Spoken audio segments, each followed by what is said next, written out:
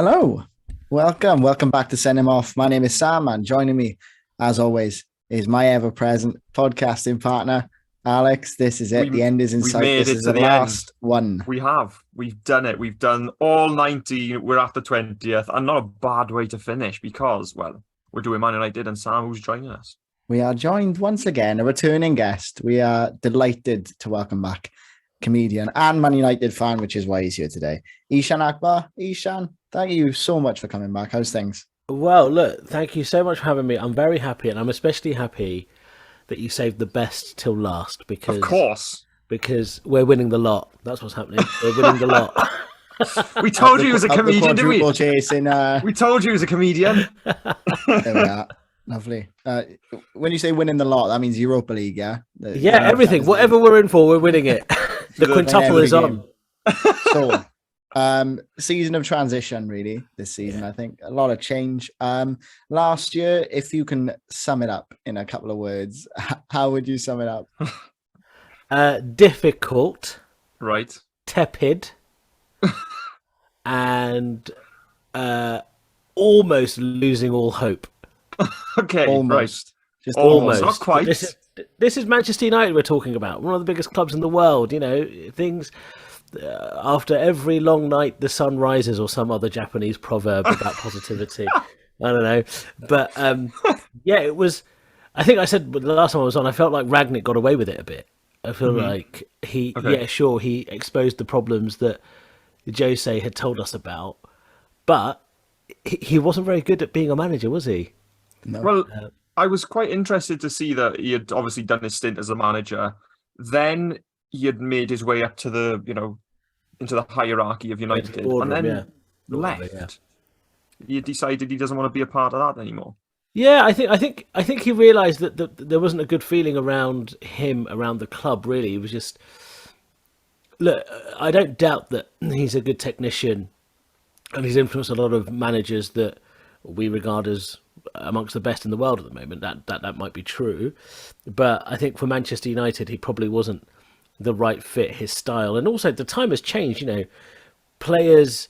I don't know whether a Sir Alex Ferguson type of figure would work in today's modern game, where the players earn so much more than you do, and you know have all this status. I don't know. We're dealing in hypotheticals, but nevertheless, it was a difficult season.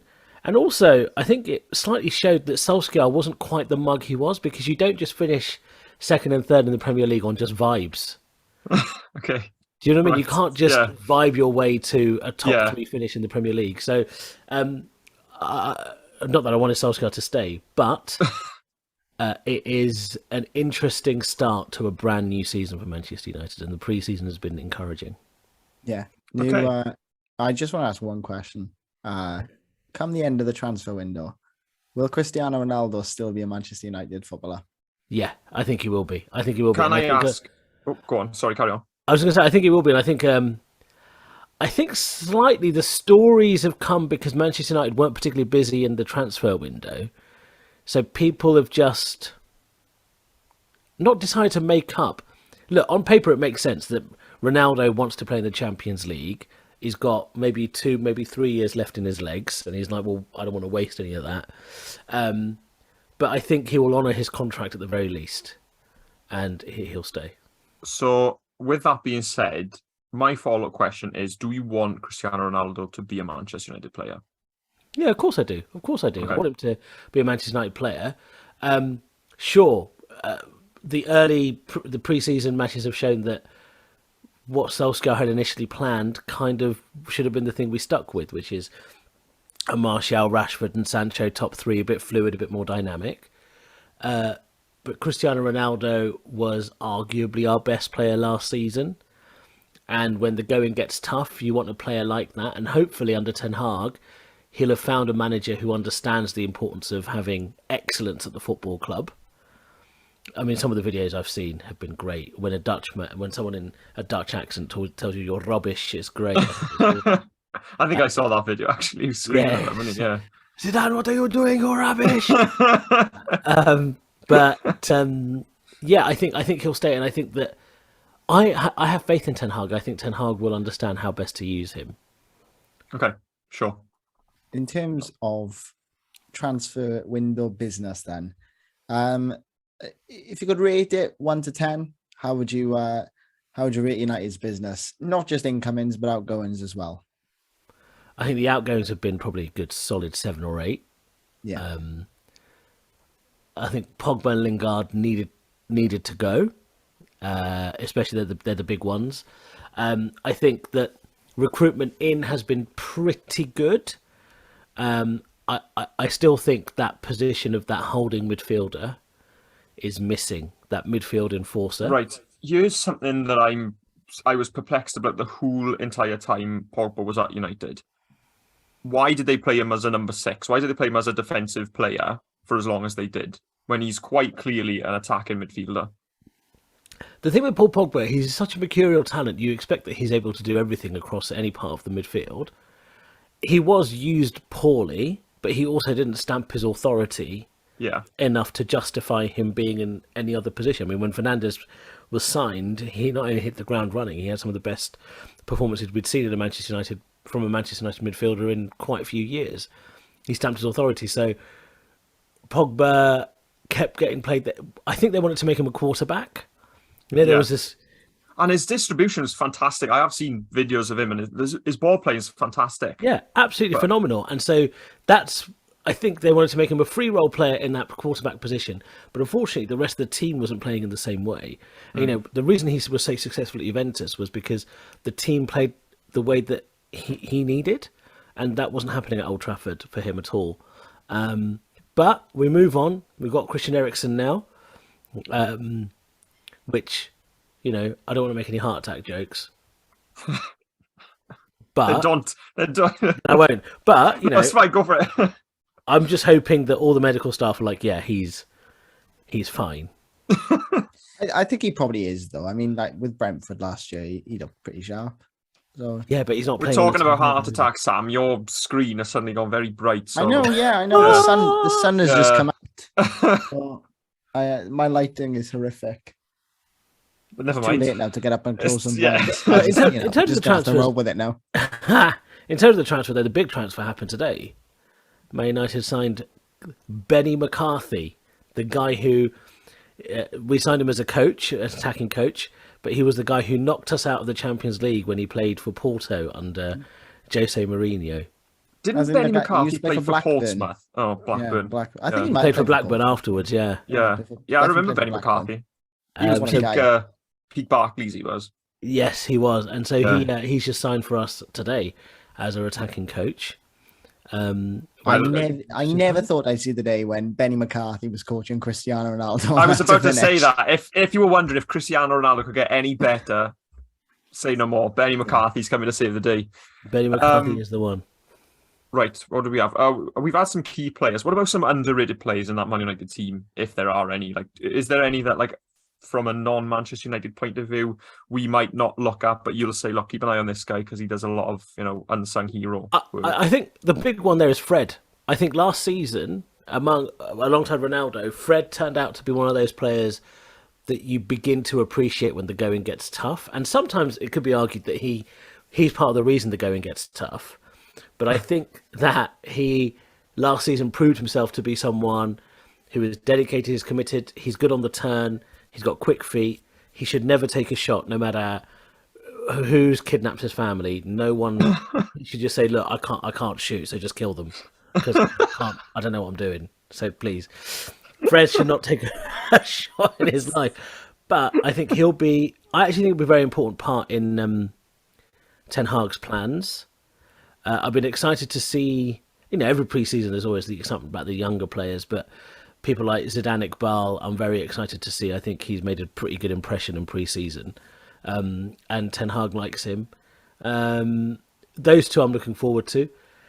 Am I once again falling in love with a pre-season Anthony Martial? Yes, I am.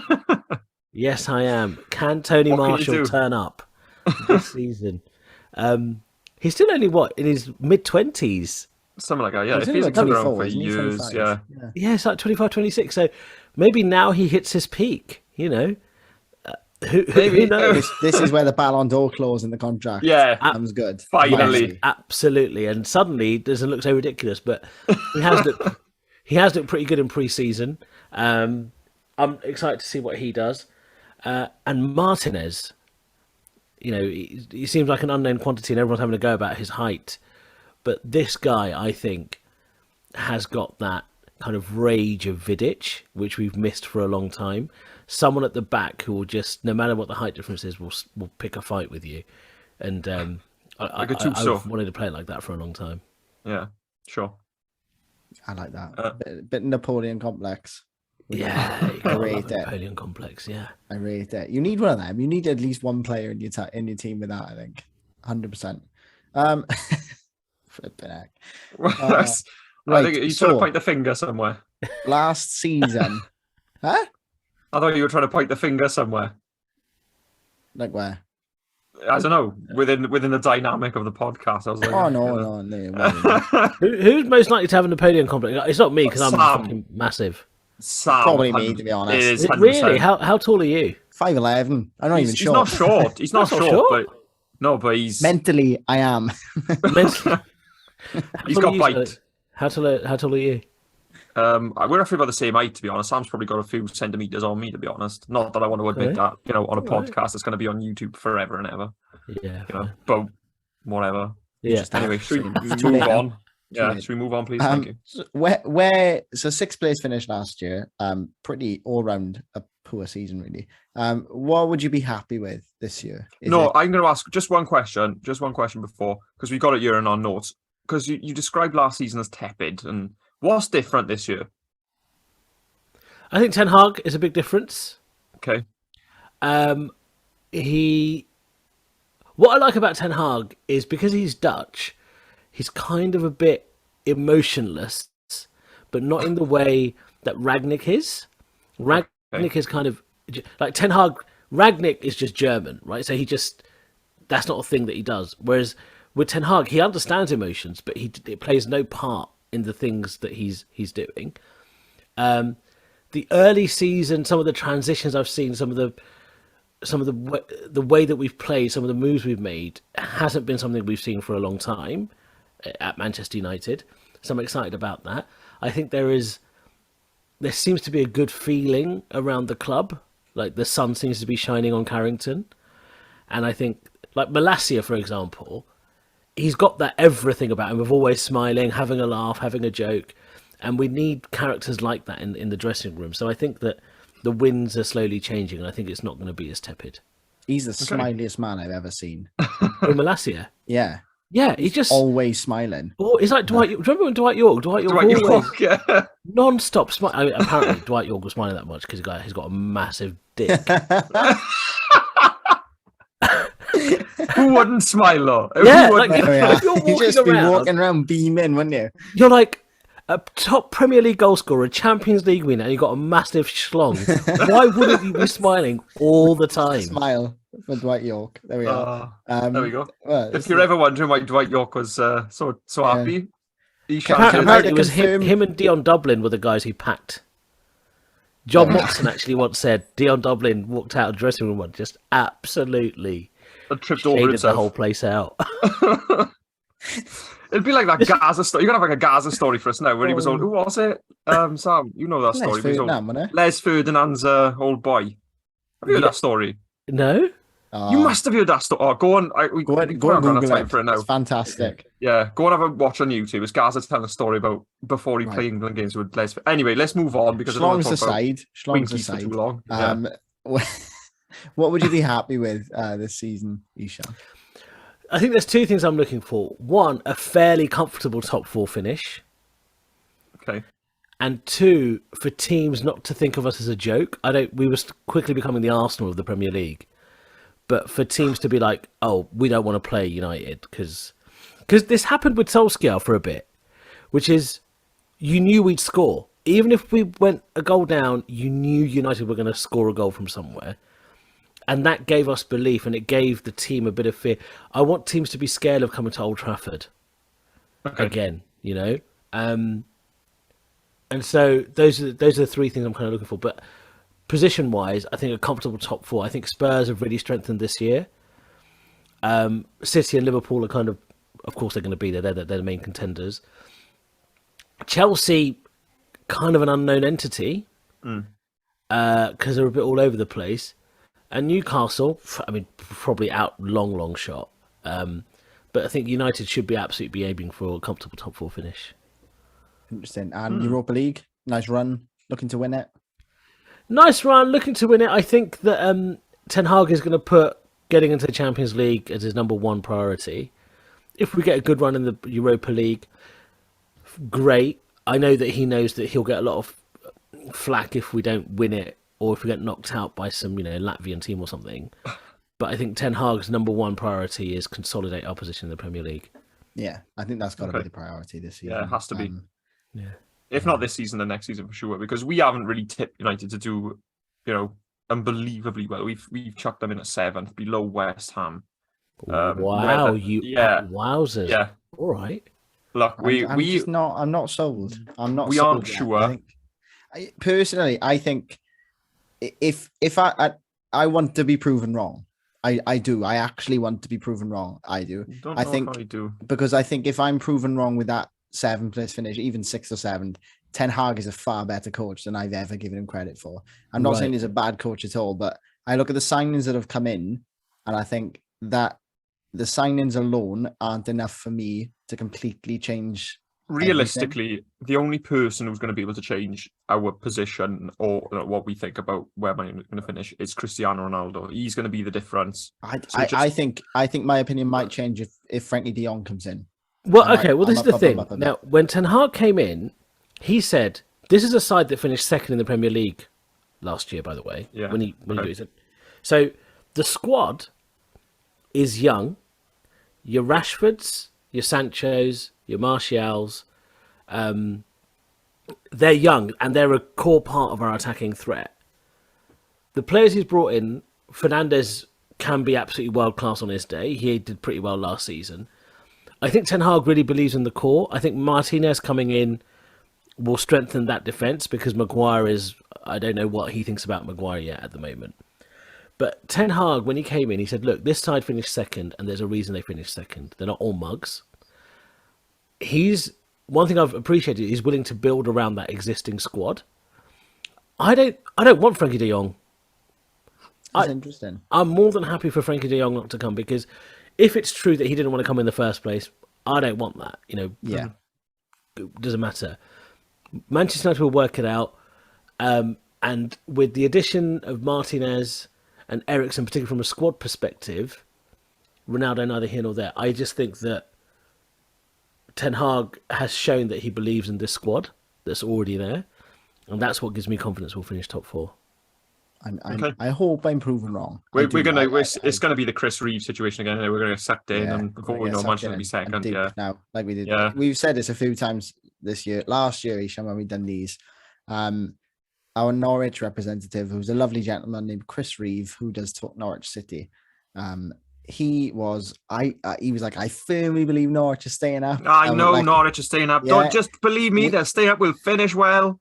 Yeah, we were they're gonna finish. yeah, do you know what? I think Norwich is staying up. I think Norwich is staying up, guys. And rock bottom. So we haven't allowed ourselves to be duped this year. Convinced by my argument. Maybe I'm getting there. I am getting there, but I don't want to repeat the last year. So we'll see. So is that your prediction then? Are you putting? Would you like to put a number on it? Let's chuck a number. An Eshaan Akbar prediction. I think we'll finish 4th. 4th. Okay. That's only if Spurs don't get Spursy. Because Spurs, I think, are the one. They've got Conte. They've got a very good squad. They look like they mean business this year. So, pending Spurs not being Spursy, United will finish 4th. If Spurs do end up being Spursy, which I hope they will finish 3rd. I think that's my new favourite verb, to be Spursy. Yeah. Yeah. I quite like that. Nice. So we're going to say who's winning it, just purely because I want to know your top 4. Number 1. One of the other, isn't it? It's one or the other. One or the other. There we are. City, Liverpool. As a United fan, that's asking, would you rather lose your left foot, your right foot, really, isn't it? Yeah. Let's just say one or the other for top 2. One or the other. 3. I'm saying Spurs. Fair enough. 4, United. And then 5th. Chelsea. Okay, fair enough. There we are. We'll There's see. a- Arsenal aren't in it. Sixth Oh, might be Arsenal or Newcastle. West Ham? 7th. There we are. Interesting. Okay, It's, okay. We'll see. loving will it. see. Well, there we are. That concludes our pre-season previews this year. We've actually managed it, Al. Can you believe We've it? done it, yeah. Come We've on, done it. as he says. We've done it. Eshaan, Right. thank you so much for joining us again, mate. Always a pleasure chatting to you. Do you want to tell people where they can find you on social media, where they might be able to come see you on tour? Yeah, go to eshaanakbar.com. All my tour tickets are on sale now. I promise you, on stage, I don't shithouse Liverpool as much as I do on Twitter. But there are loads of Liverpool fans who still love me because I know I'm a funny comedian. I just fucking hate Liverpool. So eshaanakbar.com, all my tour dates. I'm all over the country. I know I'm not in Wales yet, but keep your eyes open. You know, there may well be another date added. So yeah. Okay. Swansea's a lovely place. They can find you on Twitter, Instagram. Yeah, at Eshaan Akbar, all those places. There we are. Awesome. Lovely So, yeah. stuff. Well, And thank you for that's joining done. us, Eshaan and Alex. We can go for a well-earned rest. Yeah. Slash Let's go and pint. play some pool later. Yeah, we'll go shall play we? some pool now and Awesome. chill.